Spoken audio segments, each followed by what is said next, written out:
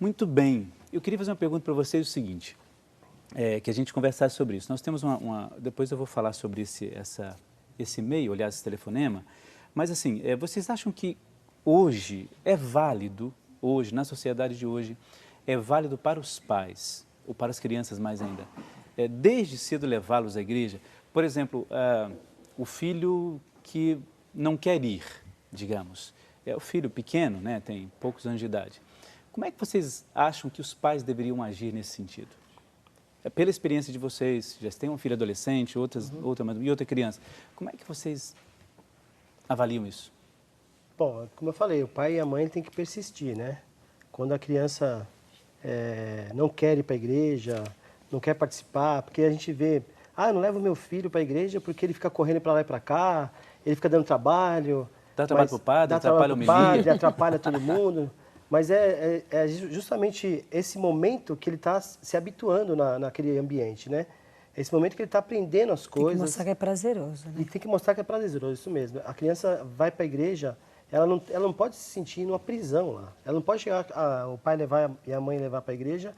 É lógico, você vai ter que falar assim, tenta ficar quietinho aqui. Mas quando a criança é muito pequena, a gente vê isso, exemplos. Nossos filhos passaram por isso, nossas filhas. É difícil você ficar o tempo inteiro com ela do teu lado ali. Ela quer brincar, correr. Então, mas você tem que deixar ela ir aos poucos. Esse momento é o momento de ficar em silêncio. Esse é o momento que você tem que prestar mais atenção. E aos poucos eles vão se ambientando com aquele lugar, né? E aí eu acho que é muito mais fácil, né? Você, lá na frente, eles já vão, com certeza, vão ficar sentadinho, prestando mais atenção. Só que o pai e a mãe não podem desistir, né? Ele tem que estar ali, do lado deles, né? É porque é mais fácil desistir, né? É mais fácil deixar o filho em casa, é mais fácil deixar o filho com outra pessoa do que levá-lo para a igreja. Eu lembro de uma ocasião que foi uma missa de Santíssimo e a minha filha devia ter uns 5 anos, a caçula. E aí eu falei para ela assim, está diante de Jesus, você pede o que você quiser, né? E mostrei para ela. Ela ajoelhou e fez um pedido. Depois ela falou para mim, mãe, eu pedi pro seu primo, porque ela sabia que eu estava com um primo no hospital muito doente. E na hora que nós terminou a missa, nós saímos, ligaram falando que ele tinha falecido.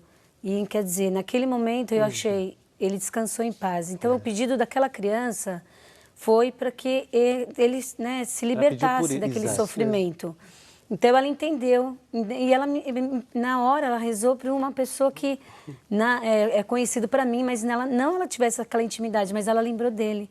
Então é importante, sim, você ensinar a criança e mostrar para ela. Então ela não sei, e ela já tem os amigos na igreja, ela com quem ela pode sentar junto na hora da homilia, prestar atenção.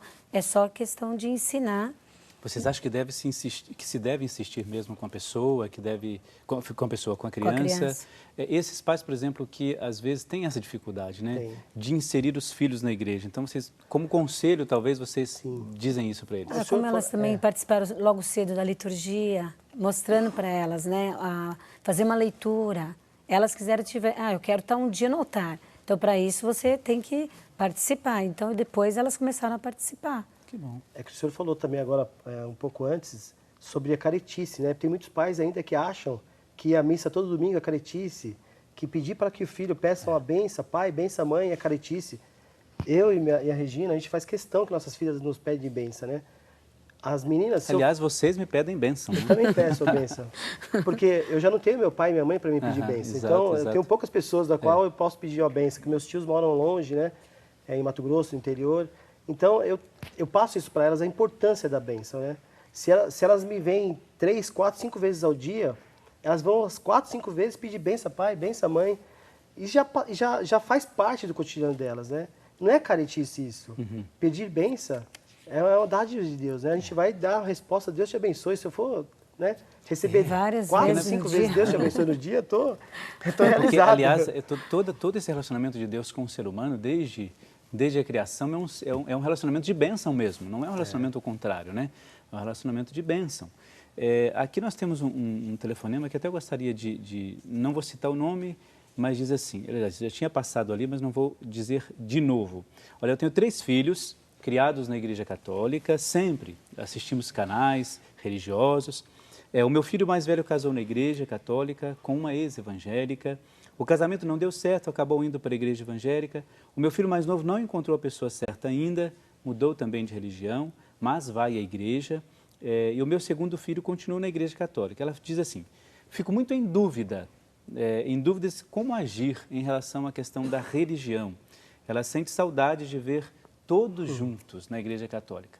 Olha, eu acho que é uma situação quase que, infelizmente, quase que comum, a gente diz. Eu acho que, em princípio, assim, todas as religiões, elas precisam ser respeitadas, todas, não é? Independente. Exatamente, independente disso. Concordando ou não, a religião, a gente acredita que é o espaço onde a pessoa se encontra com Deus. Então, assim, toda e qualquer religião, ela precisa ser respeitada. Esse é o primeiro conselho que eu te dou. Não denigra, não diga que aquela ou outra religião em que seu filho participa seja melhor ou pior do que a nossa. Em hipótese alguma nisso. Então, a primeira coisa é isto. Agora, existem coisas difíceis mesmo de serem resolvidas. Há opções que a pessoa faz ao longo da sua vida. Por isso que a gente diz aqui, estamos dizendo que essa educação desde o início é importante. Ela pode ser determinante para a criança no futuro continuar dentro de uma vida religiosa, ou não, ela pode escolher outros caminhos, mas a base precisa ser, de fato, bem fundamentada. E nós tivemos uma outra pergunta aqui que entrou justamente nessa questão.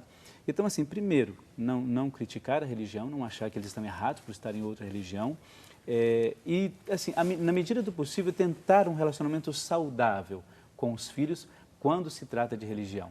E uma coisa interessante, por que não rezar juntos também, independente do credo?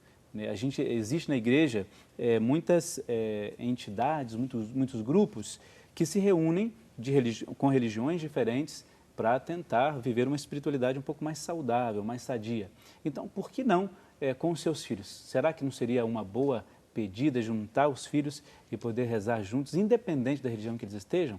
Porque a oração é que vai fundamentar um pouco da vida deles, não é isso? Nesse caso, pegar a Bíblia, né? Fazer aquelas uma passagens leitura comuns, né? Justamente, pegar, fazer a leitura da Bíblia, debater sobre aquele assunto, né? Porque sem entrar em méritos, sem entrar, né, de religião. Justamente. Nós, nesse grupo que nós temos, a gente tem um grupo também de oração, e a gente tem um amigo nosso, um casal de amigo, o Francisco e a Salete, que ela é evangélica e ela participa de todos os momentos nossos. E ele também participa na igreja dela, naquilo que ele pode participar, né? Então é um exemplo muito claro de que dá para a gente poder viver, criar os filhos de uma maneira, né, saudável e independente de qual for a religião, né? Então, olha, um bom exemplo, você que mandou esse e-mail, não é? Eu só digo que ela é de Santa Rita do Sapucaí, você que enviou esse e-mail para a gente, esse telefonema, aliás, mais do telefonema mesmo. Entenda que, como o meu tio deu o exemplo, é possível a gente viver de maneira tranquila, né, convivendo tranquilamente com as outras religiões e elas, claro, convivendo tranquilamente com a gente, dando esse exemplo aí desse casal que são de religiões diferentes e participam, né, e rezam juntos, participam juntos. Isso é muito bom. Agora, eu queria ver com vocês o seguinte, quais são, na cabeça de vocês, e na experiência, né, melhor dizendo, quais são os maiores desafios hoje para se educar um filho na fé? Se você tivesse que dizer assim, olha, eu tenho esses inimigos aqui que são complicados para eu poder, que me atrapalham na educação dos meus filhos na oração, na igreja. Quais são esses inimigos aí? Quais são esses desafios? Bom, primeiro, a televisão. Infelizmente, a gente tem programas que, enquanto você está batalhando no seu dia a dia ali, né, com a família, você tenta passar para os seus filhos tudo aquilo que você aprendeu com os seus pais, né? E depois tem as questões das redes sociais, as amizades, né? Então a gente tem que estar sempre, como eu falei, cercando nossos filhos para que eles possam caminhar naquilo que a gente acredita, né? Mas o grande vilão, com certeza, é a TV e as redes sociais, que você tem que estar perto, muito perto mesmo deles, para que eles não acabam saindo para outro caminho, que aí você tem que estar sempre... Saber usar essas redes sociais, justamente. Né? Porque a gente tem que estar sempre antecipando as coisas, né? Se você já visualiza que aquilo vai ser um problema, então você já começa já... Vocês têm uma maneira de educar nesse sentido? Por exemplo, Facebook, Twitter, essas coisas que tem hoje aí de contato quase direto, aliás, instantâneo com os outros, né? Vocês têm alguma maneira de conversar com os filhos sobre isso? Eu acredito que como elas já são, assim, acreditam na fé delas, E eu sei, ela sabe o limite de cada uma. Então, nisso, para mim, é tranquilo.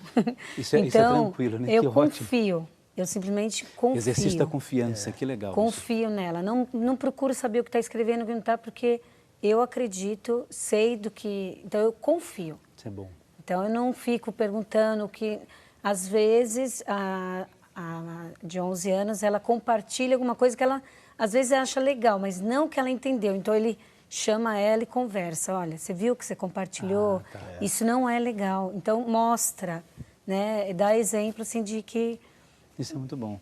Então, assim, esses desafios, eu acho que é importante quem está em casa, né, as famílias que estão em casa, esses desafios que você coloca, né, tentar orientar da melhor maneira possível, não é? Porque eu acho que quando a gente consegue orientar bem aos filhos, as pessoas, a gente consegue, de fato, fazer pessoas mais saudáveis numa sociedade um pouco mais verdadeira, não é?